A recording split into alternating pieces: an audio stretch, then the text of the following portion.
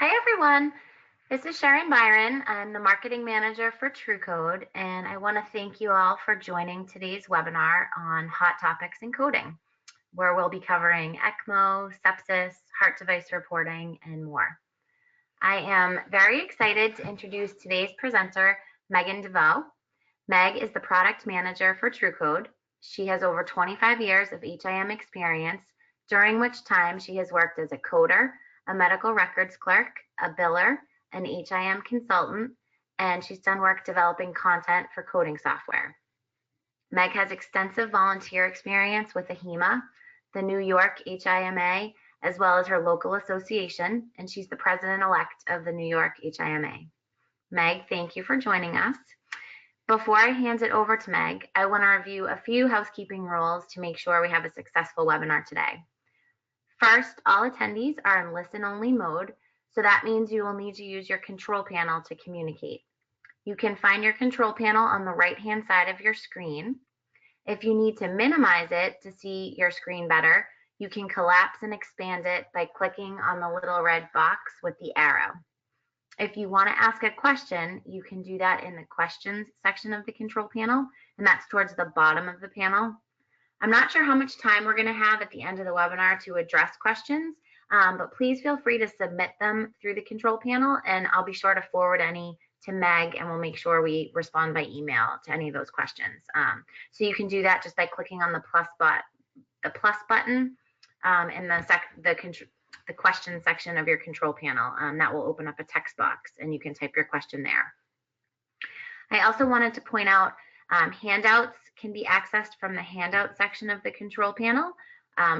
We also sent out an email about an hour ago that contains the handouts as well, so hopefully you received that. And finally, and most importantly, we want to make sure you receive your AHIMA CEU. So tomorrow morning, I'll be sending out an email to all attendees, and that will contain a link to a brief webinar evaluation. Please complete this evaluation, and once you submit your response, you'll be able to download your CEU certificate. If you have any questions or any problems about that, feel free to email me, and I can help you out. You can email me at cbyron@trucode.com or by responding to your webinar invitation. Okay, I think that covers all the housekeeping items. Thanks again for joining, and with that, I'm going to hand it over to Meg. Oh, thanks so much, Sharon, and thanks for joining us today, everybody. I hope you enjoy listening to the webinar as much as we did putting it together. So I wanted to go through our learning objectives for today. But I want to make sure that you can see my screen. Sharon, are you able to see the screen change? Yep, I can. Okay. Wonderful, wonderful. Okay, so recently CMS has discussed some code and reimbursement changes and they've put some out for us. And these changes have a significant impact on coding for not only ECMO, but also for coding heart devices, and also changes to the definitions of sepsis that we may see coming down the pike within the next couple of years. Nothing for next year, but we are going to go through and review some of the basic components of the ECMO and how these recent coding changes impact reimbursement, and the look at the third international consensus definitions for sepsis and septic shock, and they also call this sepsis 3. And we're going to discuss heart device reporting, its impact on MS-DRG assignment, and I've stuck in a few other little things at the end of the presentation. So we have a lot to cover, so I am going to go fairly fast. This will be recorded, so you can always go back and listen to anything that you had missed. So let's just dive right in. And what exactly is ECMO? So we wanted to give you a little background into the ECMO procedure. So ECMO stands for extracorporeal membrane oxygenation, and it's also referred to as ELS, or extracorporeal life support. So what exactly does it mean? So let's break it down, the actual words. So extracorporeal means outside of the body, and the membrane in this particular instance is a type of an artificial lung. And oxygenation is actually the process of getting oxygen into the blood. So ECMO is a type of heart and lung machine, and it's really similar to cardiopulmonary bypass, which is what we typically see in those open heart procedures. But there are a few key differences. First of all, traditional CP bypass can only be used for a few hours due to hemolysis of the blood cells. And in most cases, the heart is also separated from the circulation. So you're going to see that aortic cross clamping. You're going to see, the heart valve procedures devoid of active blood flow. Secondly, the ECMO can actually be initiated at the bedside via the peripheral arteries and veins in the legs, chest, or neck. And while CP bypass is typically performed in the OR, and it's also, again, with those highly invasive cardiothoracic procedures. And finally, for patients who are in ECMO, they are maintained at a normal body temperature. Their blood is pumped from the patient's body into the oxygenator, and that adds the oxygen and removes the carbon dioxide. Now, the blood is then pumped back into the patient's body with the same force as a healthy heart. And during CP bypass, that patient is going to be given a cardioplegia solution. So it's administered to stop the heart and stop the bleeding, and that allows the surgeon to operate in a field devoid of blood. So that is the main difference. Those are a few differences between ECMO and CP bypass. Now, there are some risks associated with ECMO, just like with any other invasive procedure. A few of those, of course, are, one is thrombosis. So this picture here is of a pump head thrombosis. And you can see that the clot formation has occurred within the device itself. And, obviously that's going to obstruct the blood flow. Not only that, but of course we have that risk of hemorrhage and infection. Anytime you are performing the invasive procedures, there's always that risk of infection, limb ischemia, and neurological events such as a stroke. Now, why is ECMO used? Well, ECMO is used to support a patient whose hearts and lungs are not functioning properly because they have severe cardiac and respiratory failure. And this is typically used or may be used when conventional therapies are not effective.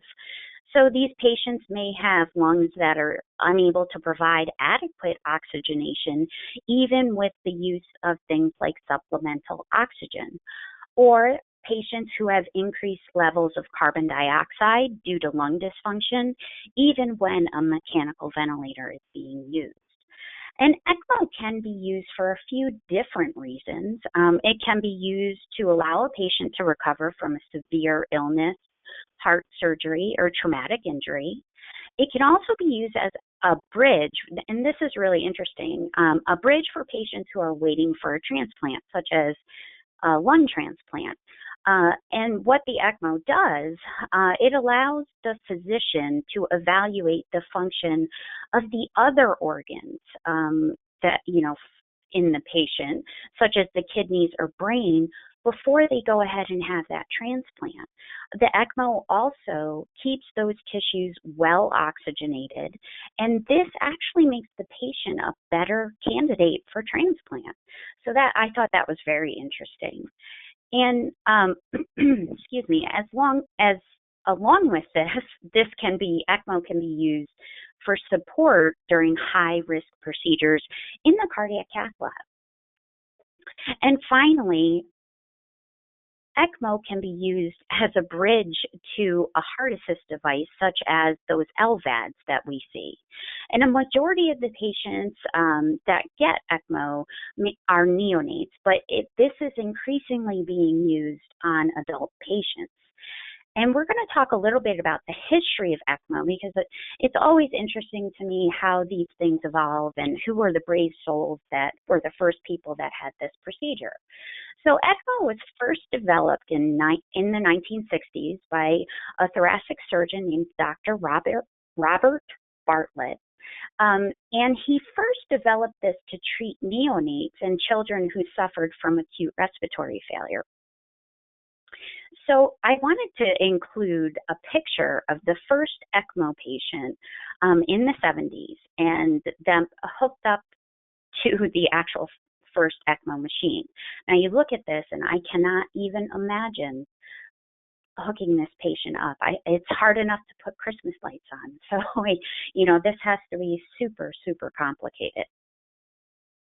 Now, a little bit more on the history. That first successful treatment was of a patient in 1971, and that patient was an adult trauma patient who had respiratory failure, post-traumatic respiratory failure. And after that patient was on ECMO for 3 days, they survived, which is amazing. The second interesting patient involved with the ECMO story is the patient of, not the patient of, but the story of a patient named Esperanza.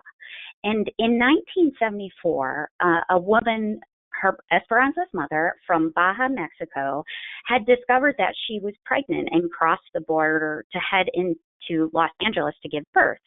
So during that journey, her membranes had ruptured, and the newborn had aspirated a large quantity of meconium, and consequent to that, developed severe chemical pneumonia.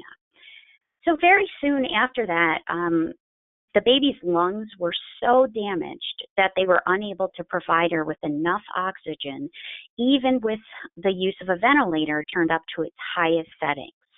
So when that child, when the baby's PO2 went down to 12, the situation was considered so hopeless that they had nothing left to lose. And Dr. Bartlett, actually, who we had spoken about in a previous slide, actually rolled the machine, the ECMO machine, down to the patient's room and hooked Esperanza up to the bypass.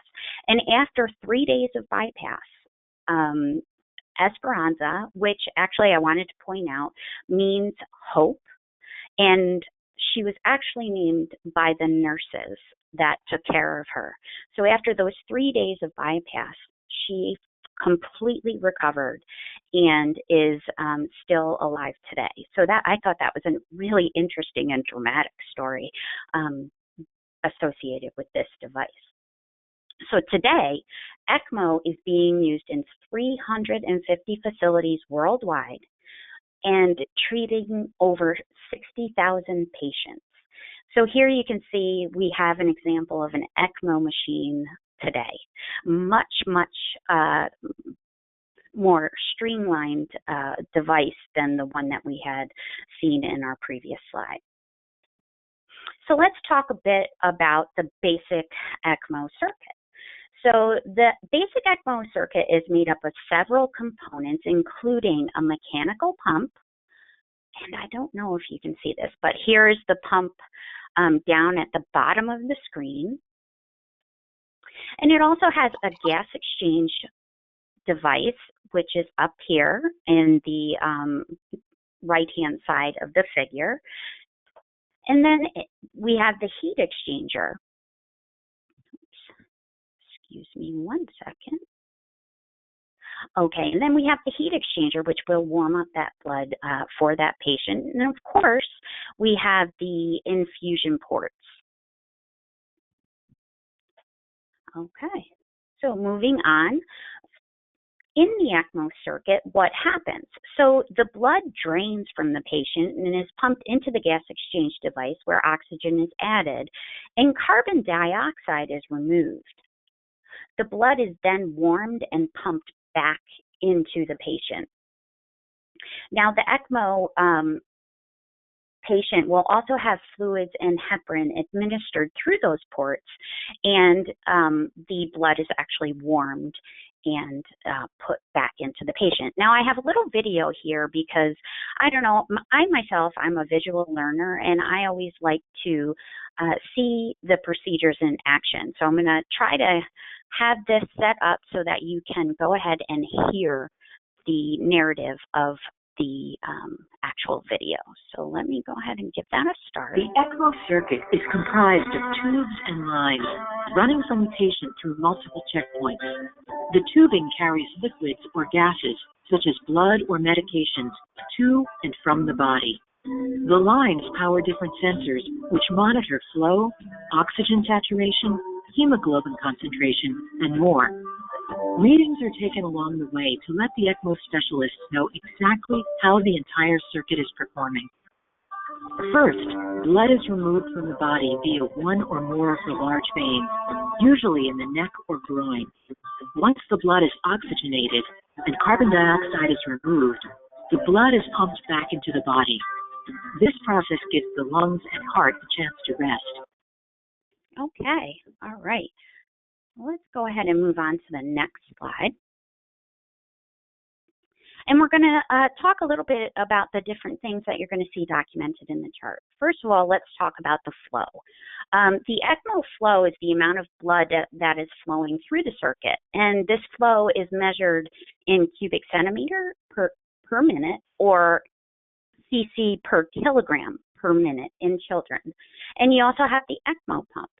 So the ECMO pump is the machine that controls the rate of flow through the ECMO circuit, and this really controls how much support the patient's receiving. It can also act as an artificial heart and pump the blood through the oxygenator and back into the patient. You may see that this patient will have blood gas taken. So a blood gas is a sample of blood taken from an artery or vein, and then they send it to the lab to get analyzed to determine, how effectively is this machine working. So they are looking at the concentration of the gases, and the sample may be taken from an artery, which is abbreviated ABG, a vein, VBG, or a capillary, CBG. You're going to see that the patient went through a cannulation process. So what does this mean? This means that they had the cannula inserted into their body through the artery or vein to initiate that ECMO treatment. And then also whenever, you have that device put in, you're going to have a device taken out. So that's what they call decannulation. And this is removal of the cannula from the vessel. And this is at the conclusion of the treatment. So we have a couple types of ECMO, and there are a couple of techniques to accomplish this. We have venous and venous atrial. So let's go ahead and take a peek at the venous or VV ECMO. So VV ECMO will, provide lung support. So lung support only. So this is an important distinction. We are not providing cardiac support with the VV ECMO. While both techniques involve insertion of two cannulas, in the venous ECMO, the cannulas are inserted peripherally into the large veins. Blood is typically drained from the common femoral vein, and oxygenated blood is infused back into the internal jugular vein. So you can see here in this diagram that the blue vessel is pulling that blood from the femoral vein.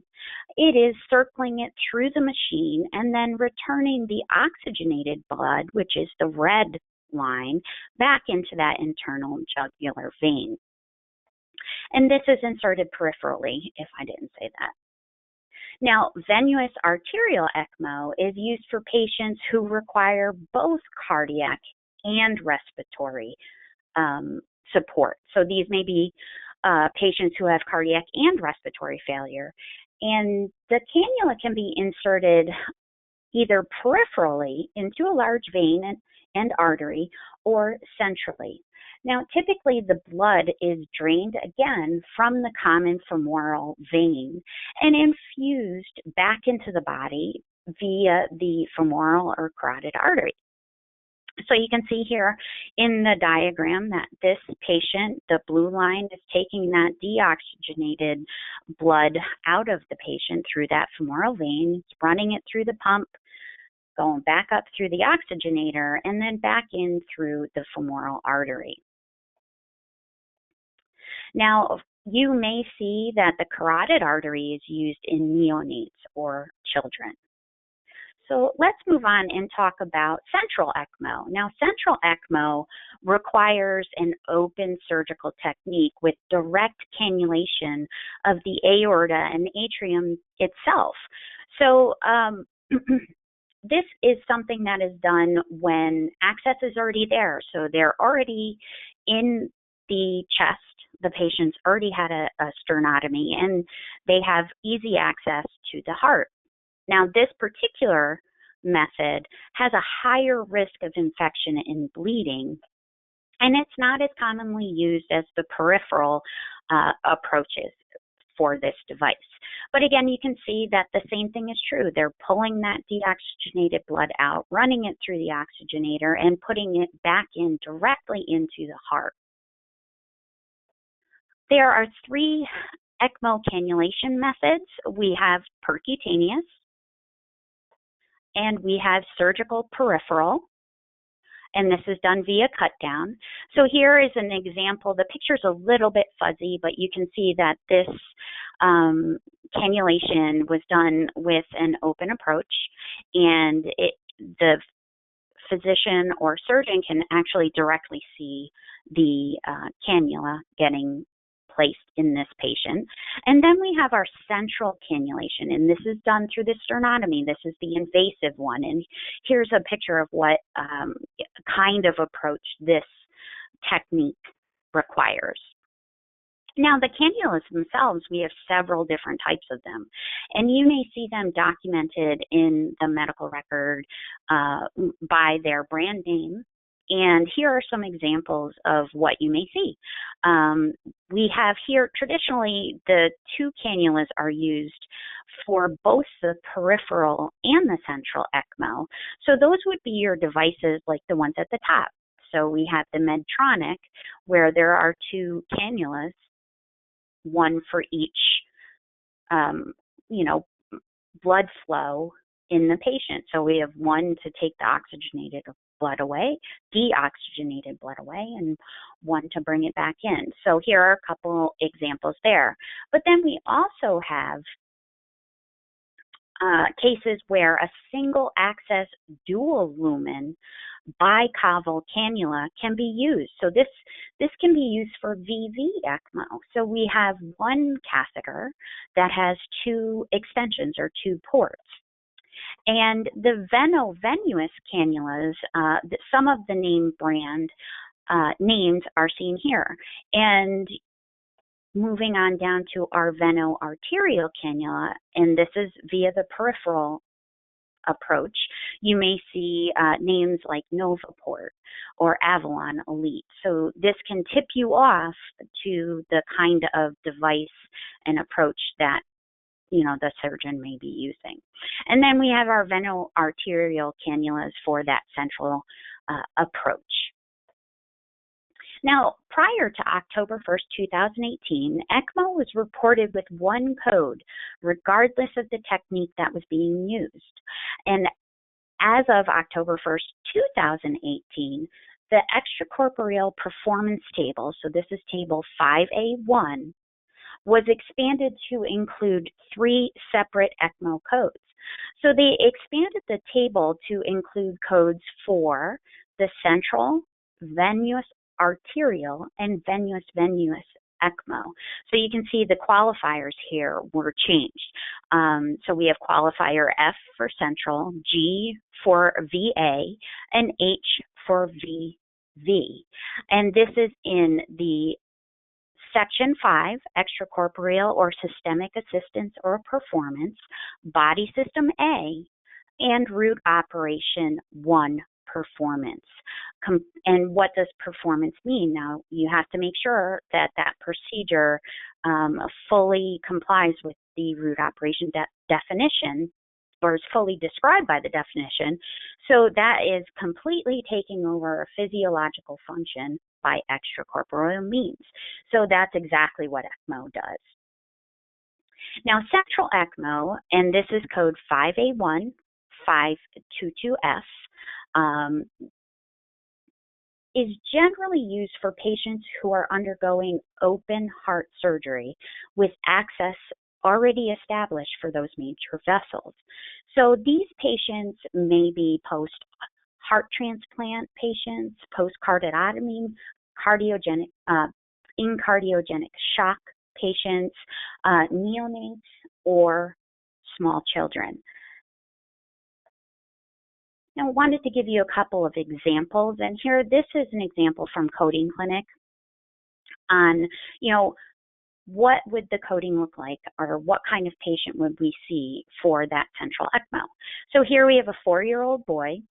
He came into the ER, he was short of breath, had a flu-like illness, and then went into respiratory failure. So in order to reliably maintain adequate flow, they did a sternotomy and VA ECMO, and this was to support this patient, and this was inserted via the right atrial appendage and ascending aorta. So how is this procedure coded? So you would assign 5A1-522F. And a tip for you is that when you're looking at these procedures, you want to see, where are they cannulating this patient? Where are they putting in, which vessels are they putting this in? So here we can see that it was put in a major vessel via the sternotomy, and that indicates a central cannulation. Venous arterial ECMO, code 5A1-522G, can be performed actually at the bedside and is used for patients with cardiogenic shock. It could be a PE or pulmonary embolism, cardiac trauma, or for those patients who are requiring a bridge to long-term ventricular assist support, or neonates with congenital heart conditions. Again, here's an example from Coding Clinic of a patient who required this type of service. So this patient had cardiogenic shock, needed the ECMO support. It was done in the ICU at bedside, and they cannulated this patient through their central jugular vein and the left femoral artery. So what is the code for it? So it's that 5A1-522G. And that is for the VA ECMO, and this was done peripherally. So here we can tell, our tip for you is that the cannulations were of the vein and the artery. So that's what's going to tip you off that it is a VA ECMO, and it was done bedside, so then you know that it's a peripheral. So next we have the venous ECMO, or VV ECMO, and this is code 5A1-522H.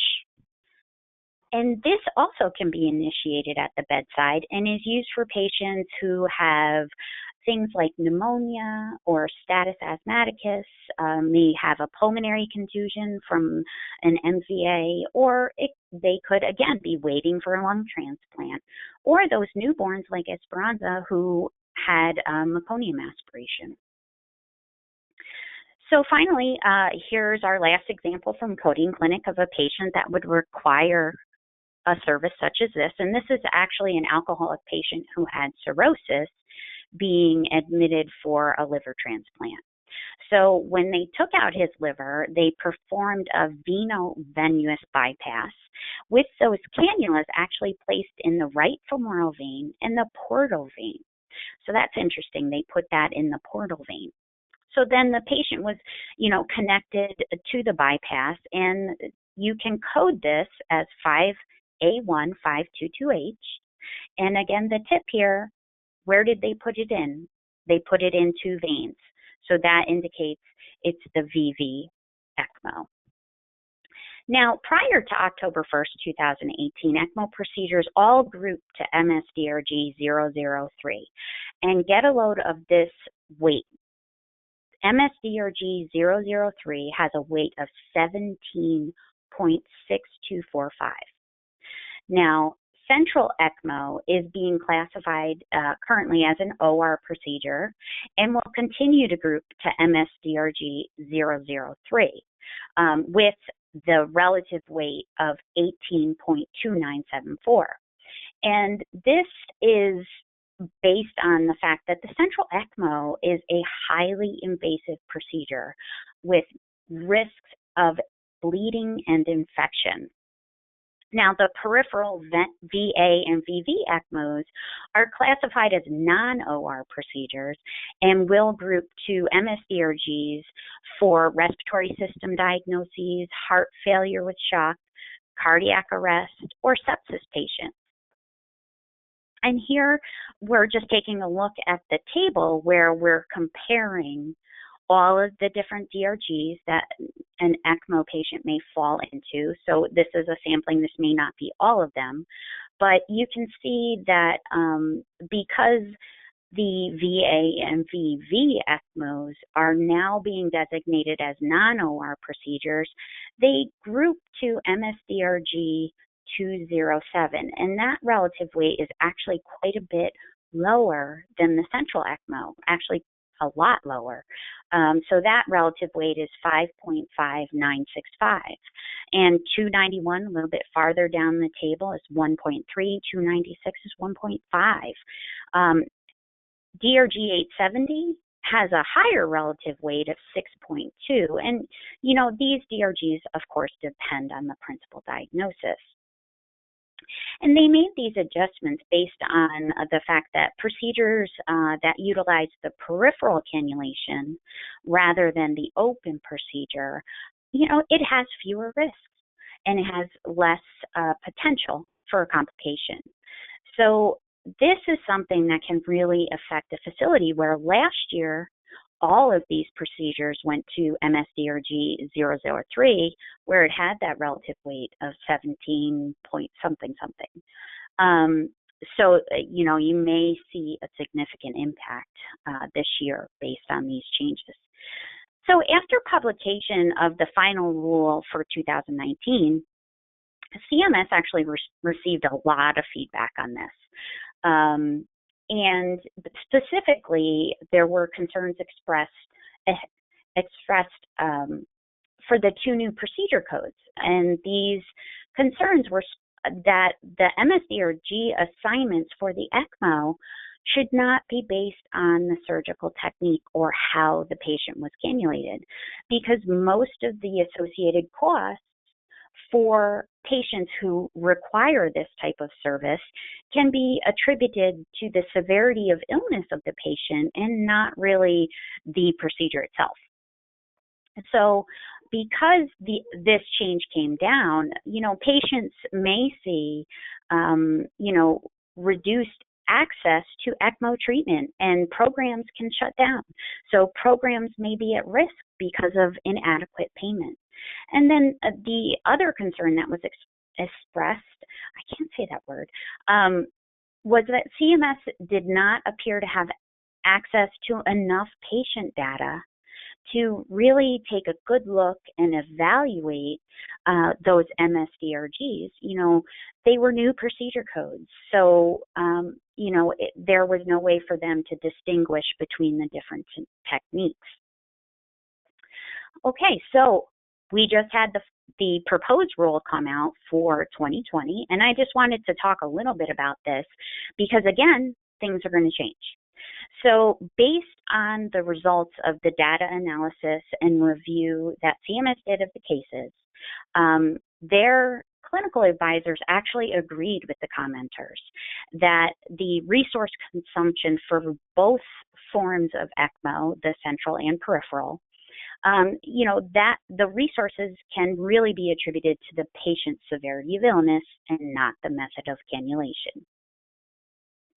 So really that cannulation or that approach is less relevant when you're looking at the big picture of the overall resources that the patients are consuming. And that was actually clearly shown through the claims data, and that those patients who are placed on ECMO typically have multiple MCCs and CCs. So those are very sick patients. Now, for this year, for this coming year, CMS is proposing to reassign the peripheral ECMO to DRG 003. So it's going back. And here, this actual snippet is from the final rule. So you can see that where 5A1522G, this is your peripheral VA ECMO, was previously in DRG 207, 291, 296, and 870, it's now going to be in DRG 003. So we're going to recoup some of that lost payment. Now, if this proposal is finalized, this is from the proposed rule, not the final rule. They're also going to go ahead and change the DRG descriptions for some of the other DRGs to take out the ECMO terminology. So this proposal that was presented maintains the designation of the peripheral ECMO procedures as non-OR procedures. And if it is finalized, the procedures would still be non-OR, but affect the DRGs for pre-MDC MS-DRG 003. Okay, so let's move on and talk a little bit about sepsis. So sepsis, as we all know, has undergone quite an evolution, not only clinically, but also, the coding of sepsis has changed many times. So we have gone through quite a few changes with this particular condition. Now, in looking at some of the information that's out there, sepsis was previously defined from the years 1991 to 2016 as a host systemic inflammatory response to infection. So severe sepsis was defined as sepsis complicated by organ dysfunction, which could then progress to septic shock.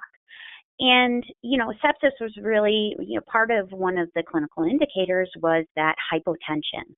So sepsis-induced hypotension was persisting despite that patient being adequately hydrated.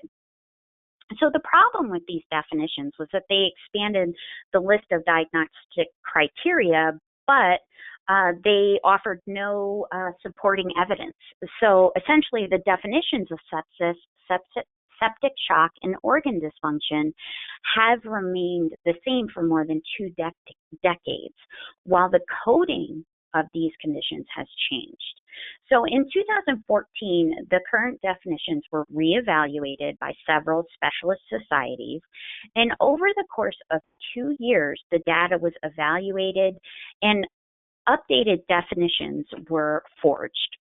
So today, from 2016 to today, the World Health Organization and these societies set out with a couple purposes.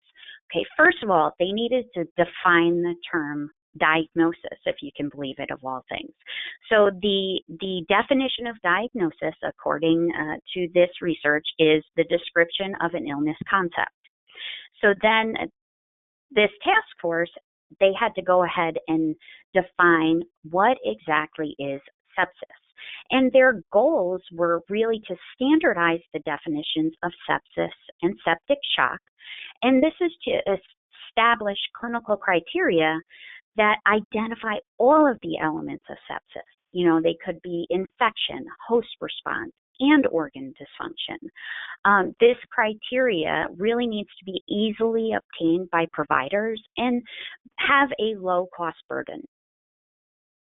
And finally, the goal of standardizing these definitions is to allow providers to really quickly identify those patients who may have an infection that could become life-threatening. Now, sepsis actually accounts for more than 20 billion, yes, billion, or 5.2% of total U.S. hospital costs in the year 2011, and is ever increasing due to factors such as the aging population, what they're calling the silver tsunami, which, we have patients living longer, they have more comorbidities, and we also have improved diagnostic tools, so we're able to keep people alive longer. So exactly what did they come up with? So sepsis, a syndrome shaped by pathogen factors and host factors. So these can be affected by your sex, race, genetic determinants, age, comorbidities, and of course your environment. And it has characteristics that evolve over time. So what differentiates sepsis from a plain old infection is a dysregulated host response and the presence of organ dysfunction. So sepsis occurs when the body responds to infection and it injures its own tissues and organs.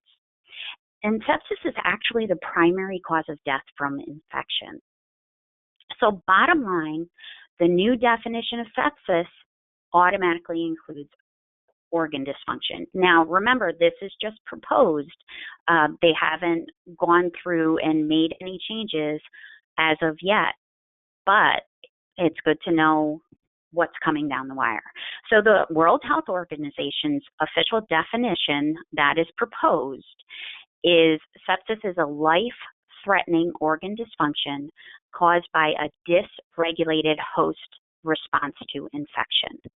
And then a lay description that is being proposed is a life-threatening condition that arises when the body's response to infection injures its own tissues, organ dysfunction. So each year we have at least 1.7 million adults in America who develop sepsis, and nearly 270,000 Americans die each year because of sepsis. So that's 1 in 3 patients who die in a hospital have sepsis. So what exactly, so we know now, okay, sepsis is going to include the organ dysfunction. So what exactly are they defining as organ dysfunction? So organ dysfunction may be the first clinical sign of sepsis. And they don't really understand the exact mechanism of this organ dysfunction as it relates to sepsis.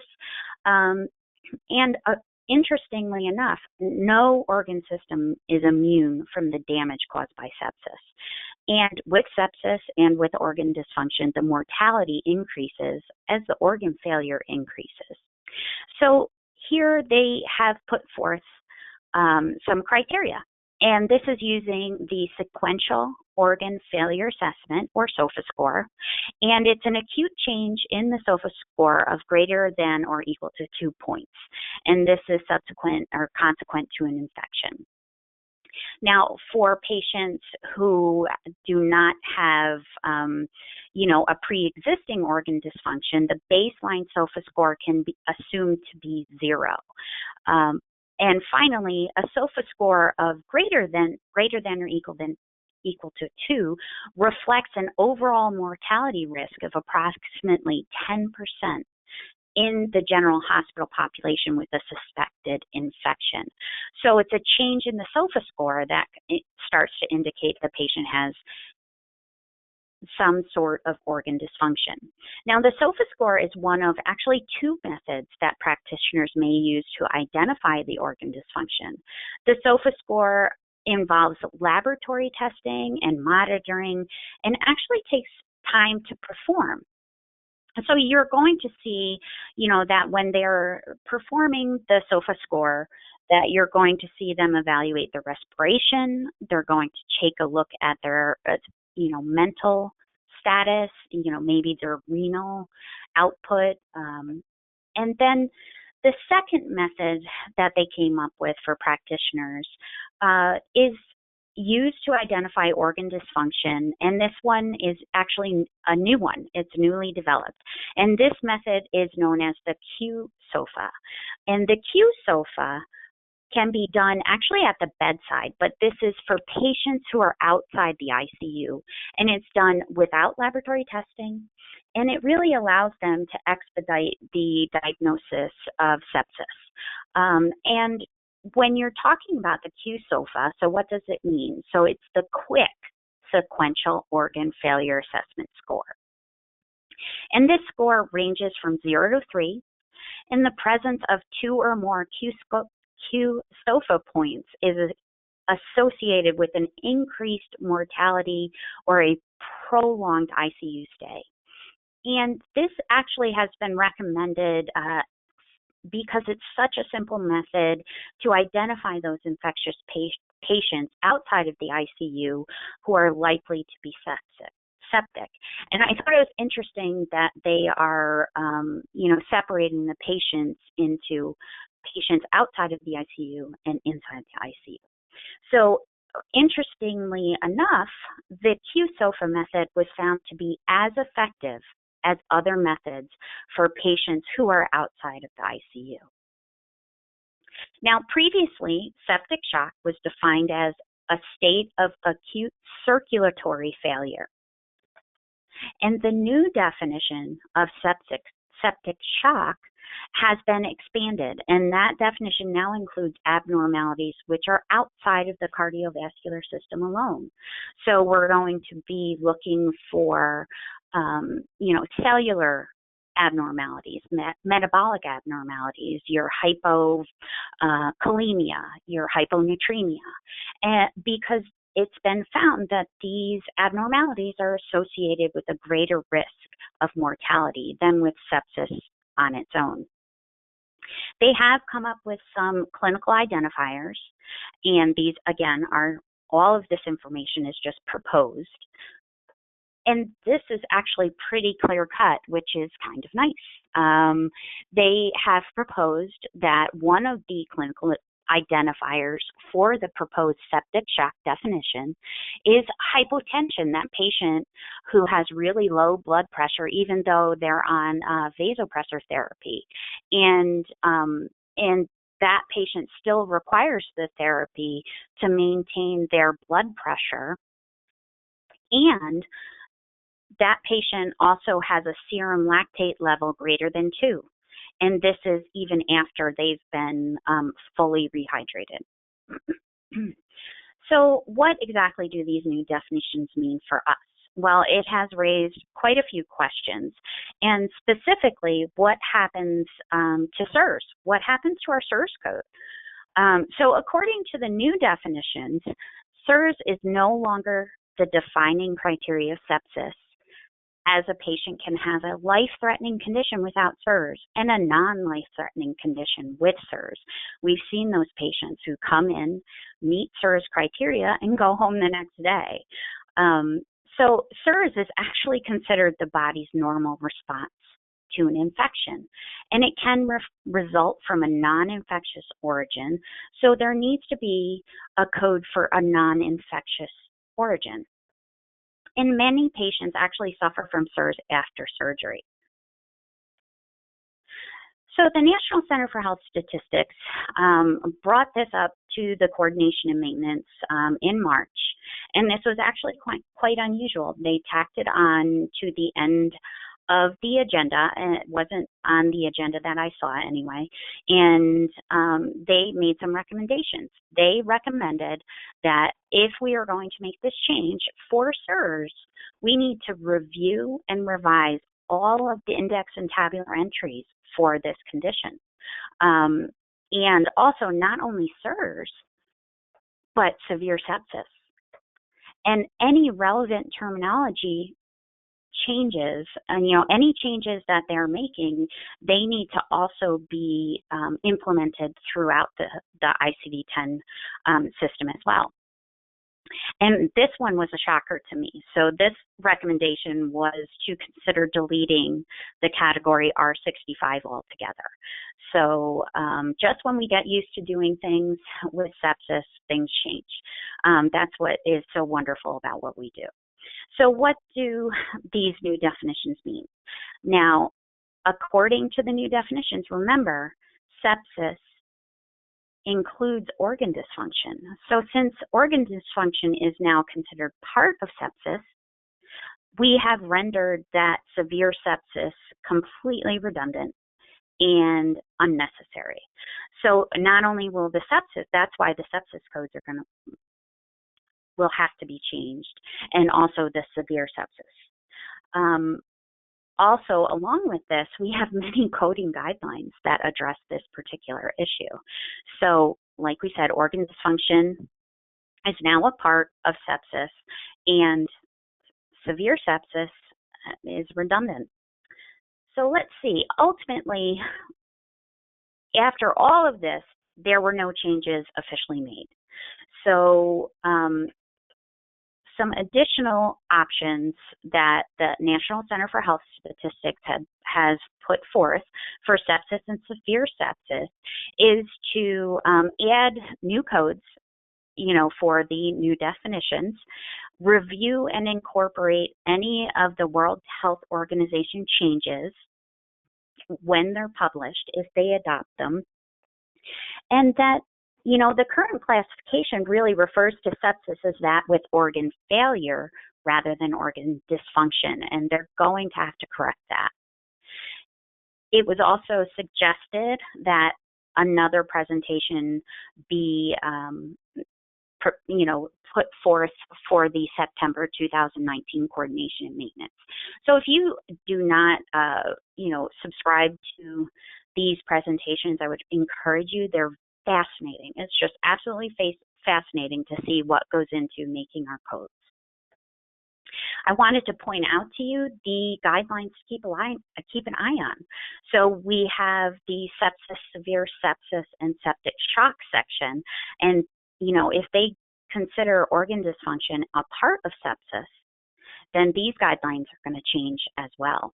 And the whole severe sepsis conundrum, that we have, exactly what is considered organ dysfunction, when do you pick up severe sepsis, that's all going to go away. So keep an eye out for those changes. And I know we're about 10 minutes until we are done, so I'm going to go through these heart assist devices pretty quickly. So exactly what is a heart assist device? Well, a heart assist device is a device that supports the patient's circulation, and it provides, temporary support. And it can also be used like ECMO as a recovery device. And the most common type is the LVAD.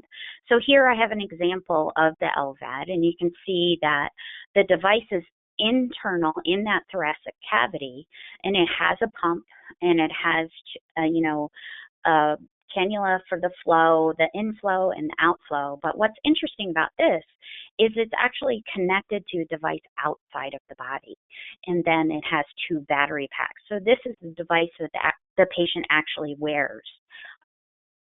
Okay, let me go ahead, and I have one more video for you. It's really, really quick, but this is really an interesting device that is the smallest heart assist device they claim it's in the world. So this is the Impella device, and we have a lot of coding clinics for this particular device. So I wanted to show you actually how this device works. The Impella is the world's smallest heart pump. The cardiologist places the Impella heart pump into position using standard cardiac catheterization techniques, inserting the catheter into the leg artery and guiding it into the heart. Once in place, the Impella pump is turned on, providing support to the heart while monitoring the pumping activity.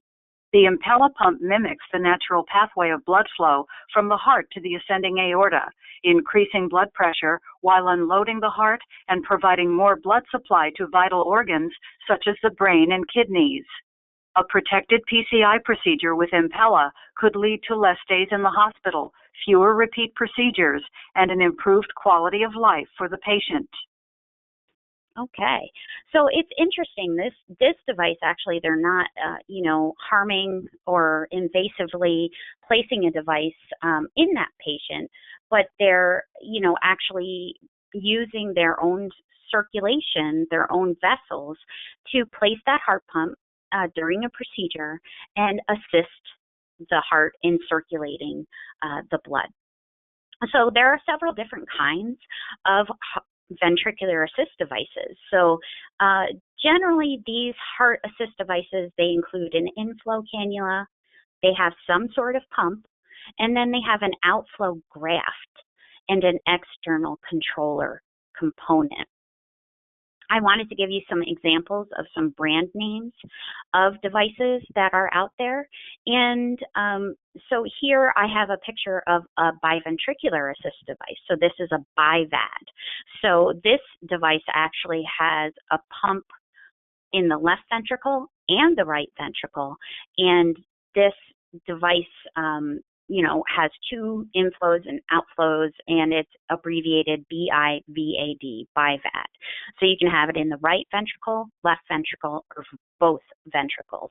And what was really interesting in researching these devices is that it is, in theory, possible that a patient can actually live up to 10 years with the help of this particular type of device. So I thought that was pretty incredible.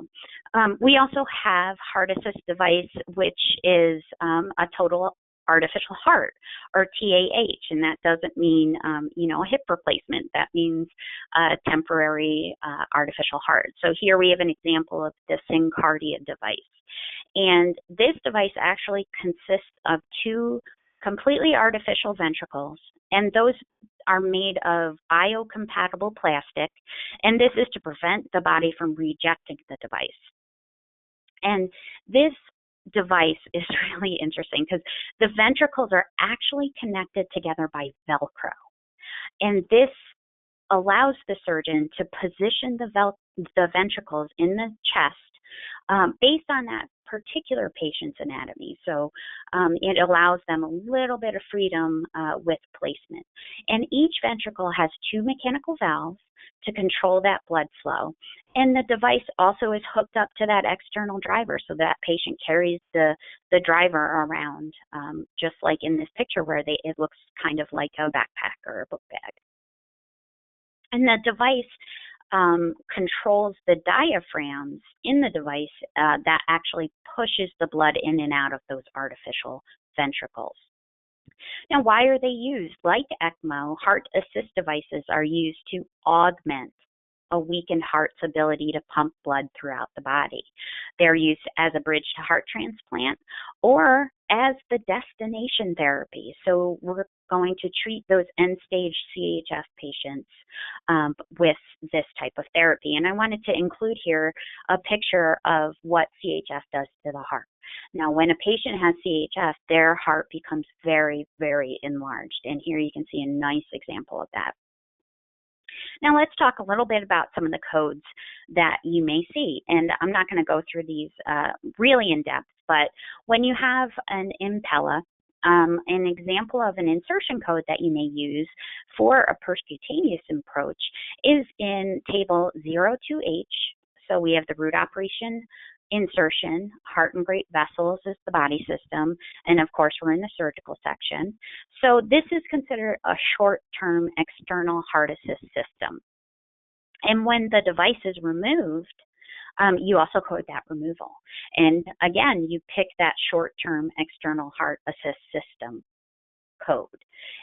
And one word of caution when you're coding the heart assist devices, I want you to know that the IABP, or intra-aortic balloon pump, is not considered a heart assist device.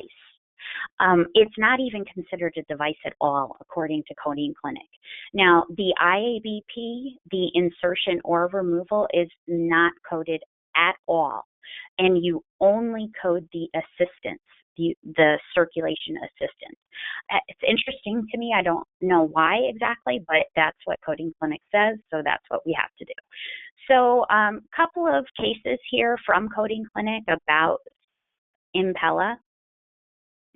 So here we have a patient where they had the Impella inserted, and it was, that patient left the OR with that Impella in place, and it was removed a couple hours afterwards. So does that affect the code assignment? So here they went through the guidelines because we had those new qualifiers for temporary and intraoperative, and we even have the qualifier intraoperative for the Impella insertion, but it doesn't really apply in this case because it's not intraoperative if that patient leaves the OR with it. So here's what their response was. So when you have the Impella patient and they come in, they have that inserted, they get the assistance throughout the procedure and leave the OR with that device in, you code the insertion, O2HA3RZ, and the removal in addition to the assistance. So, okay, so let me see. So what to expect in 2020? So a quick preview of the code changes for PCS, and this is actually probably one of the biggest changes for next year, is that in the peripheral artery body systems, they have removed the qualifier biventricular, which actually I'm very happy about because it was really hard to code and hard to know when to code. So the original intent of that qualifier bifurcation was to capture information only about the coronary arteries. So they're taking all of these codes out, and I think it's quite a few. I think it's more than 700 or 800 codes. So they're going to go ahead and keep bifurcation, or this is what they've proposed for the heart and great vessel systems. So what to look out for? Oh dear, I'm at one minute, 3:01. I'm 1 minute over. Sharon, do you want me to continue or do you want me to stop? I think some people are dropping off just because they are running into like other meetings, but I don't know if you want to wrap up in a couple minutes. Up to you, Meg. Okay. All right. I'll just finish up real quick. And I won't go through the DRG changes that are, were reviewed because they really didn't make any changes for this year. So I'm just going to let you all read about it, and you can check them out in the final rule. And there were just two things that I wanted to go ahead and point out.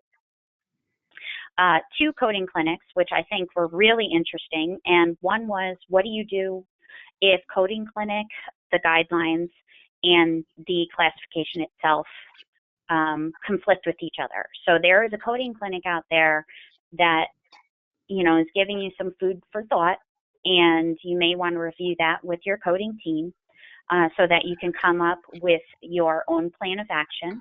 And this coding clinic just states that the conventions take priority over the guidelines and coding clinic. And then also I wanted to point out that they have come out with an interesting coding clinic on HIV. So, and it's in regards to when you can pick up HIV because that patient has PCP or an AIDS-related illness. So I'll go ahead and stop here. Sorry I went a little bit over. Sharon and myself, we would like to thank you for joining us today, and thank you for your time. Thank you so much, Meg. That was awesome. I'm looking through people submitting questions, and there aren't so many questions, but lots of comments like, oh, keep going. This was great information. So I really appreciate it. Just want to very quickly remind everybody that in order to get your CEU certificate, I will be sending out an email tomorrow. And Meg, could you maybe move the slide to the next one just for the URL where people can access that CEU certificate? I think it's somewhere, maybe the next one. There we go. Thank you. So just so people have this, if you would like to access your HEMA certificate early, you can visit this URL, complete a brief evaluation, and you'll be able to download your certificate. If you have any issues, please let me know. I'll be happy to help you. Thank you again for attending, and we'll see you at our next webinar. Bye, everyone. Bye-bye. Thank you.